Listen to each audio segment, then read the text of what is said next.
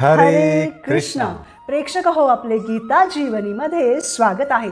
भगवद्गीता जशी आहे तशी, अध्याय 6, श्लोक क्रमांक 39. एतन्मे संशयं कृष्ण छेत्तुमर्हस्य शेषतः त्वदन्यः संशयस्यास्य छेत्ता न ह्युपपद्यते. भाषांतर. हे कृष्ण, माझा हा संशय आहे आणि हा पूर्णपणे दूर करण्याची मी तुम्हाला विनंती करतो. तुमच्या वाचून हा संशय दूर करणारा कोणीही मिळणार नाही. तर प्रेक्षक हो, मागील भागात आपण पाहिलं की अर्जुन श्रीकृष्णांना प्रश्न विचारतो की ब्रह्मप्राप्तीच्या मार्गावरून भ्रष्ट झालेला मनुष्य पतित होत नाही ना. हा प्रश्न तो श्रीकृष्णांनाच का विचारतो हे आपण या श्लोकामध्ये पाहणार आहोत. तर प्रेक्षक हो, आपल्या मनामध्ये जेव्हा कोणत्याही प्रकारचा संशय येतो तेव्हा आपण श्रीकृष्णांना आणि प्रामाणिक गुरूंना त्या संशयाचं निराकरण करण्याची प्रार्थना केली पाहिजे. त्यांना त्याबद्दल प्रश्न विचारले पाहिजे. कारण श्रीकृष्ण तर परम प्रमाण आहेत आणि आपल्या गुरूंच्या पदावर असणारे त्यांचे शुद्ध भक्त हे दोघेच आपल्याला योग्य, परिपूर्ण आणि सर्वोत्तम उत्तर देऊ शकतात. अशा गुरूंकडे शिष्याने कसं गेलं पाहिजे याची शिकवण येथे अर्जुन आपल्याला देत आहे. शिष्यानं नेहमी नम्र भावनेनंच गुरूंकडे गेलं पाहिजे. अगदी भौतिक ज्ञान घेत असतानाही मनुष्यानं ते नम्रतेनं विचारलं पाहिजे.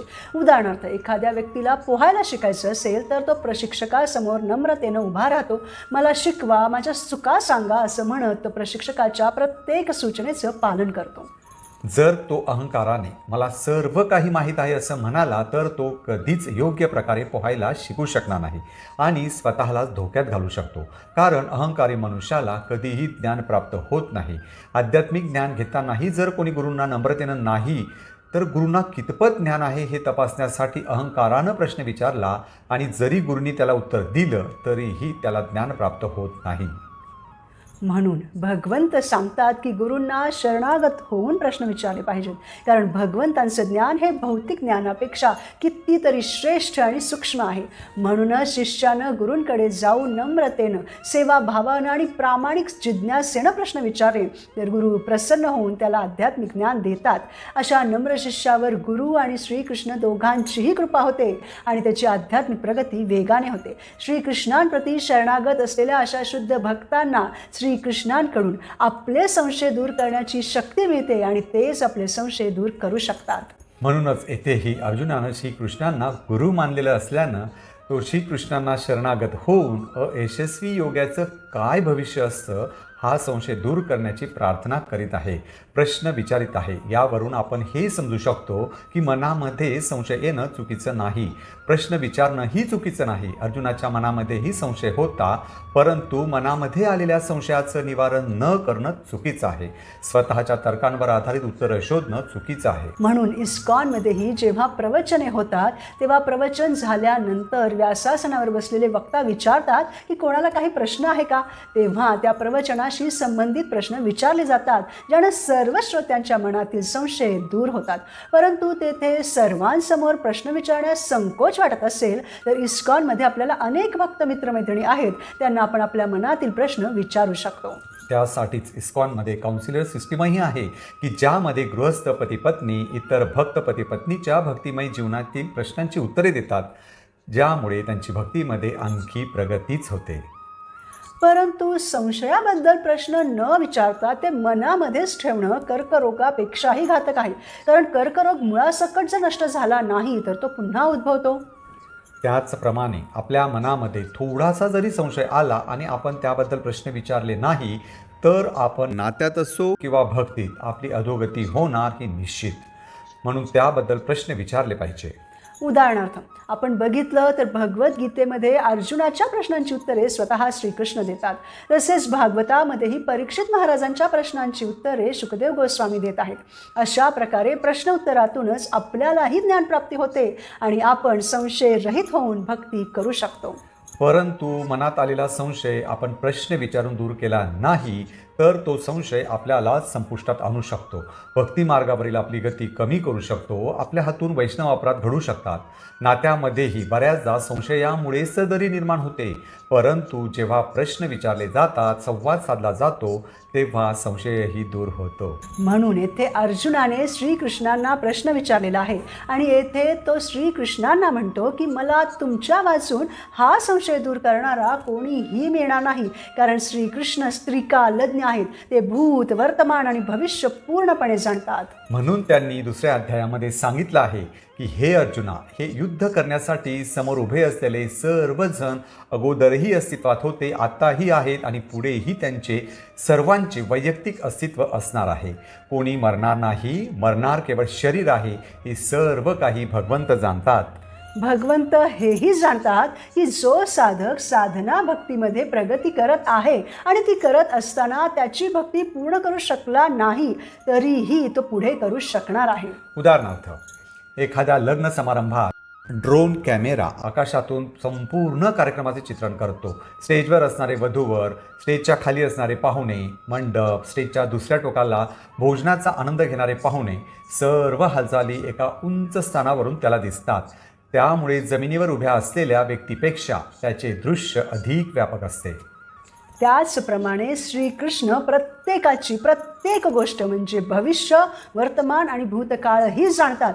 तेच या सृष्टीचे निर्माता असल्यामुळे ते या सृष्टीबद्दलही सर्व काही जाणतात. आध्यात्मिक आणि भौतिक जगाबद्दलही काय घडलं होतं, काय घडत आहे आणि काय घडणार आहे, हे सर्व काही भगवान श्रीकृष्ण जाणतात. परंतु कोणी म्हणेल की ज्योतिषी सुद्धा आपला भूतकाळ, वर्तमान काळ, भविष्यकाळ जाणतातच की. भविष्यामध्ये आपल्या जीवनामध्ये काय घडणार आहे, भूतकाळामध्ये काय घडलं होतं आणि वर्तमानात कोणकोणत्या गोष्टीतून मनुष्य जात आहे वगैरे सर्व काही ज्योतिषी सांगू शकतातच की. परंतु ज्योतिषांनी आपला भूतकाळ, वर्तमान काळ आणि भविष्यकाळ जाणणं आणि तेच श्रीकृष्णांनी जाणणं यामध्ये भेद आहे.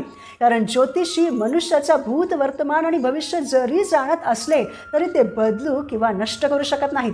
श्रीकृष्णच आपल्या कर्मांना समाप्त करू शकतात. उदाहरणार्थ, सुप्रीम कोर्टचे न्यायाधीश किंवा राष्ट्रपतीच मनुष्याला फाशीच्या शिक्षेपासून वाचवू शकतात. त्याचप्रमाणे जर आपण भक्ती केली तर भगवंतच आपलं हृदय शुद्ध करून आपल्याला कर्मफळांपासून वाचवू शकतात. ज्याप्रमाणे चैतन्य महाप्रभूंनी जगाई आणि माधाई सारख्या सर्वात पापी लोकांनाही भक्ती देऊन शुद्ध केलं. म्हणून केवळ भगवान श्रीकृष्णच आपले सर्व संशय, आपले सर्व किंतु परंतु, सर्व तर्क वितर्क सर्व काही संपुष्टात आणू शकतात. म्हणून आपण श्रीकृष्णांनी भगवद्गीता जशी आहे तशी मधून आपल्याला दिलेले ज्ञान निसंशयपणे स्वीकारलं पाहिजे. कारण त्यापेक्षा श्रेष्ठ उपाय आपल्याला कोठेच सापडू शकत नाही. म्हणून त्याप्रमाणे आचरणही केलं पाहिजे.